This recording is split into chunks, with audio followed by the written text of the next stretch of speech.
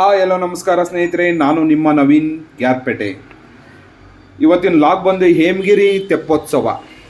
ಸ್ನೇಹಿತರೆ, ನಿನ್ನೆ ಭಾನುವಾರ ಸಂಜೆ ಹೇಮಗಿರಿಯಲ್ಲಿ ತೆಪ್ಪೋತ್ಸವ ಇತ್ತು. ಈ ಜಾತ್ರೆ ಆಗಿದ ಒಂದು 2-3 ದಿನಕ್ಕೆ ಈ ಇದೆಲ್ಲ ಹೊಳೆಯಲ್ಲಿ ತೆಪ್ಪ ಇದು ಮಾಡ್ಕೊಂಡು ಅದಕ್ಕೆ ಅರೇಂಜ್ಮೆಂಟ್ ಮಾಡ್ಕೊಂಡು ಅದೆಲ್ಲ ಹೂವಿನ ಅಲಂಕಾರ ಮಾಡ್ಕೊಂಡು ದೇವ್ರನ್ನ ತೆಪ್ಪದಲ್ಲಿ ಇದು ಮಾಡ್ತಾರೆ ಆ ಹೊಳೆಯಲ್ಲಿ. ಸ್ನೇಹಿತರೆ, ನಾನು ಸುಮಾರು ವರ್ಷದಿಂದ ಕಾಯ್ತಾ ಇದ್ದೆ ಈ ತೆಪ್ಪೋತ್ಸವ ನೋಡೋದಕ್ಕೆ.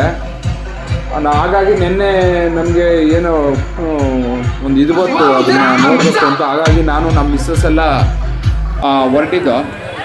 ಅಲ್ಲಿ ಹೋಗಿ ಹೇಮಗಿರಿಗೆ ನೋಡಿದ್ರೆ ಭಾಳ ಜನಗಳಂತೂ ಸಖತ್ ಜನ ಬಂದ್ಬಿಟ್ಟಿದ್ರು. ಹೆವಿ ವೆಹಿಕಲ್ಲು ಸಖತ್ ಜನ, ಮತ್ತು ಲೈಟಿಂಗ್ ಸೇವೆ, ಮತ್ತು ಈ ಯಾವುದು ಮಕ್ಕಳುಗಳಿಗೆಲ್ಲ ಆಟೋ ಸಾಮಾನು ಅಂಗಡಿಗಳು, ಸ್ವೀಟ್ ಅಂಗಡಿಗಳು ಭಾಳ ಜೋರಾಗೆಲ್ಲ ಕಟ್ಟಿದ್ದು.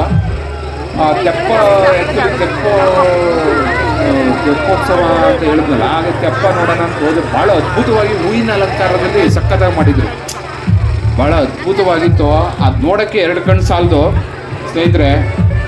ಆ ದೇವ್ರನ್ನ ಆ ತೆಪ್ಪದೊಳಗೆ ಕುಡಿಸ್ಕೊಂಡು ನೀರಿನಲ್ಲಿ ಹೊಳೆಯಲ್ಲಿ ಇದು ಒಂದು ರೌಂಡ್ ಹಾಕೋ ಬರ್ತಾರೆ. ಆ ಕಡೆ ದಡಕ್ಕೆ ಹೋಗಿ ಅಲ್ಲಿ ಪೂಜೆ ಮಾಡಿಬಿಟ್ಟು ಈ ಕಡೆ ದಡಕ್ಕೆ ಬರ್ತಾರೆ ಸ್ನೇಹಿತರೆ. ಭಾಳ ಅದ್ಭುತವಾಗಿತ್ತು. ಜನಗಳಂತೂ ಹೆವಿ ಕ್ರೌಡು, ಸಖತ್ ಕ್ರೌಡ್ ಆಗಿತ್ತು. ಆ್ಯಕ್ಚುಲಿ ಈ ಜಾತ್ರೆಗೂ ಬರ್ತಾರೋ ಇಲ್ವೋ ಸ್ನೇಹಿತರೆ, ಈ ತೆಪ್ಪೋತ್ಸವಕ್ಕಂತೂ ಭಾಳ ಅದ್ದೂರಿಯಾಗಿ ಬರ್ತಾರೆ.